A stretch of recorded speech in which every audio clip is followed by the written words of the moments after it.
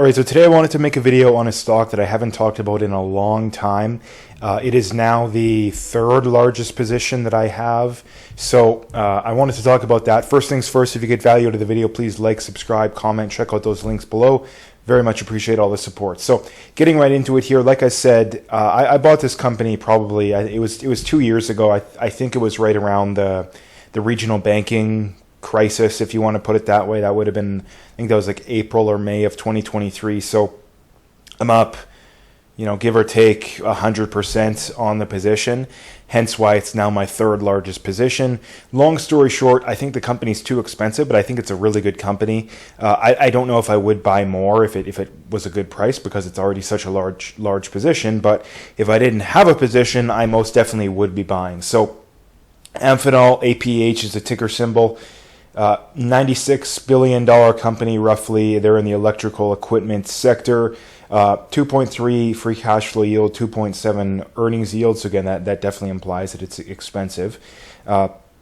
Engages in the design and manufacture and marketing of electrical, electronic, and fiber optic connectors, interconnect systems, antennas, sensors, and sensor-based products, and specialty cable. So this is an area that, as the world gets more technological, for lack of a better way of putting it, they're going to benefit, and they've clearly benefited. They're up about 250% in the last 5 years.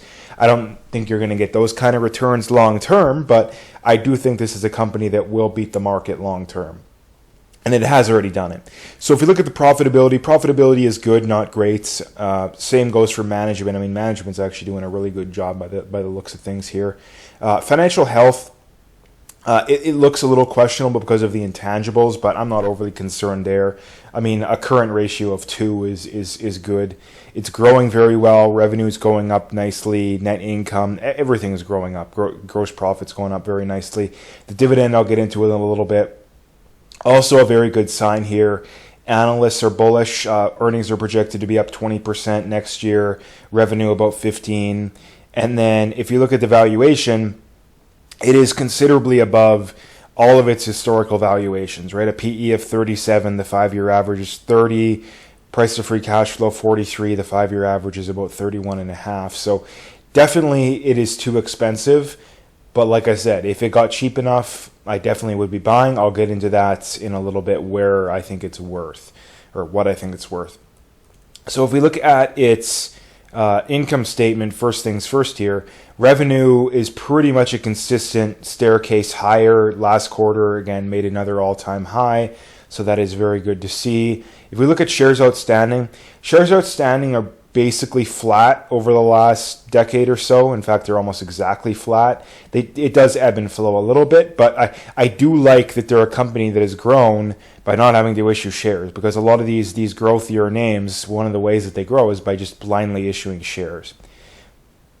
Earnings is up quite nicely. Earnings are up they've more than doubled over the last 5 years, and about 3x over the last 10 years. So very good growth. And then again, the last quarter also making a new all-time high there. So that's very good to see. If we look at its metrics here, metrics are very good, right? The metrics are very good. If we look at revenue's gone up about 12.5% over the last decade. The return on equity's gotten slightly better. It's around 25%, which is very good. Price to earnings has gone up a little bit over time. The 10-year average is about 28. So again, they're definitely too expensive where they're at right now. Operating margins and net margins have both gotten a little bit better over time, which is good to see. Shares outstanding are about flat, and then earnings has gone up 14%, give or take, over the last decade. So again, everything looks very good there. It's solid, consistent growth. If we look at free cash flow, is the one thing I didn't talk about. Free cash flow has actually slowed a little bit. It's up. Going back to 2021, the lows there, it's actually up about double. So, but it has slowed a little bit. The last a little over year and a half, it's basically flat. But again, earnings are going up. For a company that the revenue's consistently going up and the margins are staying the same, it's only a matter of time until the free cash flow trends up again. So I'm not really concerned there either. Last thing, let's check on the analysts. Analysts' average price target is almost exactly where it's at right now, so they're implying it's about fair value. The dividend, 0.83% currently. Over the 10 years, they've grown at around 18% per year. The payout ratio is about 30%. So as long as they can continue growing their earnings steadily, which I think they can, they're going to be able to continue to grow the dividend nicely. But I do think that number does slow down a little bit over time. So again, let's get into the valuation here, because that's the million-dollar question, is that, you have a good company. Assuming that you agree that it's a good company, the real question is what is it worth? How much should you pay? Because that's the holy grail of investing. There's two things. Is number one, you need to establish it's a good company. Number two, you need to establish what a fair value is, because there's a lot of good companies that are trading at way too high of a premium. If you pay too high of a premium, well, you're essentially paying for excess growth, or you're paying a premium. And you're going to end up getting less growth in the future because you're paying a premium on an existing level of earnings or whatever, free cash flow. So for this DCF, I imply that they're going to grow earnings 14% per year, which is exactly their 10-year average. The 5-year average is actually 18, so it's a little bit less than that. I imply that they won't do any dilution or buybacks, so 0% share growth. And then I imply they're going to grow the dividend at 15% per year. They're going to trade at a 27 PE, which is slightly less than the 5-year average or the 10-year average. That implies they're about 10% overvalued.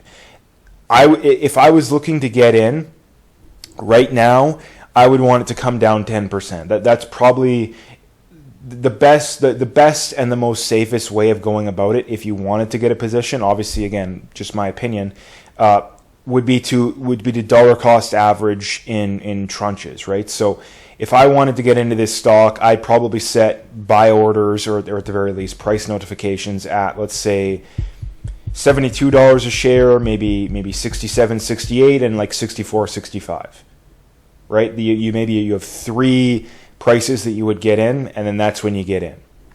That if I wanted to get a position, that's what I would be doing. So that's kind of my thoughts on this company. But I mean, if we imply that they grow earnings at 18%, that implies they're actually slightly undervalued. So even though this company is trading at a large premium, it is a company that's done very well historically, and it definitely deserves to be trading at a premium. And that's why I give it that 27 PE. Even if we want to give it a 25 PE, 18% earnings growth, that implies it's exactly basically on its fair value. If we go back to 14% earnings growth, that implies we're about 15% overvalued, right around 67 a share would be fair value. So in my opinion, like 67 is probably that number to where if it did get down there and I wanted a position, that's where I would start to be aggressive. Because, I mean, to me, 25 PE, 14% earnings growth, that's definitely on the conservative side. Obviously, it could be wrong. We could see a major crash tomorrow, or the company could have some scandal out of nowhere. But this is the point that 67 a share roughly would be that point to where I probably would get fully in, right? So just my opinion here. Obviously, I could be wrong about everything, but I do really like this company, and even though it's one of the largest positions I have, I'm not even thinking about selling it. I am reinvesting dividends, but again, the reinvestment from dividends is not going to grow the position very much, because at the end of the day, it's not that much. So that's what I wanted to talk about today. If you liked the video, like I said, please like, subscribe, comments, check out those links below, and stay tuned for more.